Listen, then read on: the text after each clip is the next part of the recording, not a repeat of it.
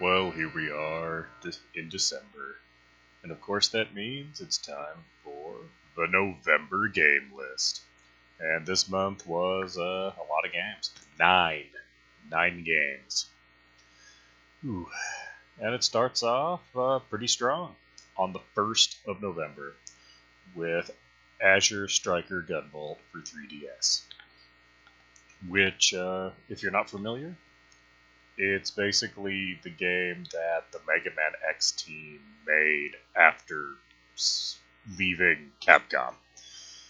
So if you're looking for a spiritual successor to Mega Man X and Mega Man Zero and whatnot, the Gunvolt series is pretty much where to go.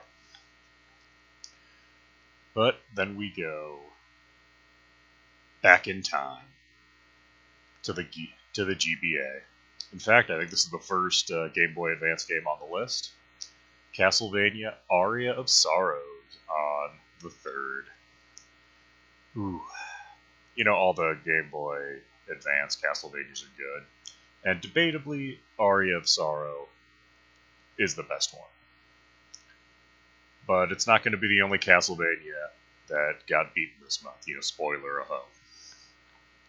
Also on the 3rd, we have the PC version of The Outer Worlds, which, if you like the modern Fallout games, Fallout 3 and New Vegas, and I guess 4, The Outer Worlds is basically that. Only instead of a retro future with an apocalypse, it's more of a retro future in space. However, while I enjoyed it, and it is a very good game, it is a very short game, clocking in at only about 30 hours, which for an open world game like that is minuscule, because compare it to, say, Fallout New Vegas, that's a game you can put 80 hours into and you're nowhere near the finish of it. Like, I seriously have save files for Fallout New Vegas, more than one, that are clocked in 200 hours. But, oh well. The Outer Worlds is basically a methadone for the Fallout fan, because, you know, Bethesda certainly isn't providing us with anything. No, Fallout 76 doesn't count. Moving on, we have the first ever DS entry, at least I'm pretty sure it is. Castlevania Dawn of Sorrow, which, yes, is very similar to Aria of Sorrow, but with better resolution. But roughly the same gameplay.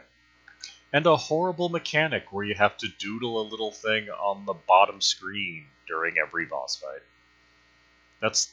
That mechanic right there is what prevents this from being probably the best Castlevania. At least portable Castlevania. And because that got me going, I then, on the 9th, beat Castlevania Portrait of Ruin, also for the DS. This is debatably the best DS entry. I don't know, maybe not. It's a hard conversation to have, but good game though. Almost impossible to find these days, which is kind of a shame.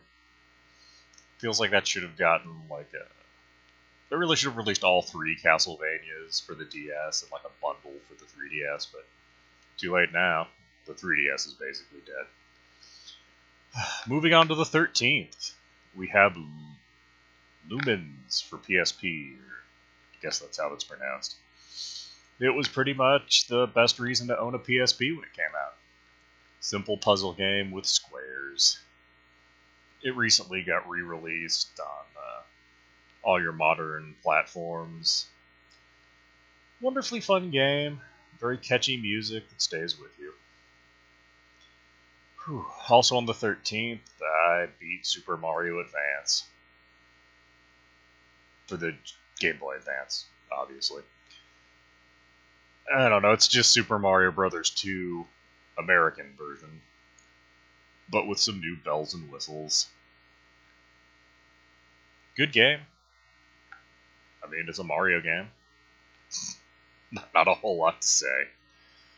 Whew. Then on the 15th, Castlevania Order of Ecclesia for the DS. Ooh, the last of the portable Castlevanias. Well, at least that were in the Metroidvania, mold. Ooh. You play as a woman this time, and you absorb glyphs that give you weapons instead of just equipping weapons. Yeah. And instead of Dracula's castle, you're actually in like a country and got multiple,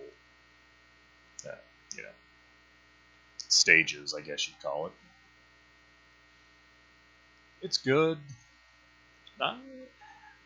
Certainly not the best of the Castlevanias in the Metroidvania mold, but still a very good game and one I'm glad that's in my collection. And then the last game of the month, we jump ahead to the 28th, Darksiders III on Xbox One, which is a very enjoyable game, but a much smaller and more limited game than the last Darksiders. It, instead of being Zelda-like like the original, or being more hack and slash RPG like the second, this one actually has kind of Souls-like qualities to it, but it doesn't fully commit to it. When you die, you leave behind all your currency, but if you die again, the currency doesn't go away. It's still waiting for you to collect. And the combat's very centered around dodging and, reversals and things. And of course, lots of pseudo-Christian mythology mixed in. Fun game. It clearly thinks it's deeper than it is, though. But that's it for November. And because I don't feel like making a separate video, I'm also going to show off my Black Friday finds. Here they are. You got your Ni no Kuni, Wrath of the White Queen, Saints Row the Third full package, which, yes, I already owned for PC, but I like the idea of playing it portably. It's also kind of a shame we don't have the actual original. Like, if you could get GTA 3, Vice City, and San Andreas on Switch, probably there wouldn't be much need for Saints Row, but it's nice that we have kind of the methadone of GTA here. No, I wouldn't. Actually, no, I take that back. Saints Row is kind of more of like the wacky neighbor of GTA.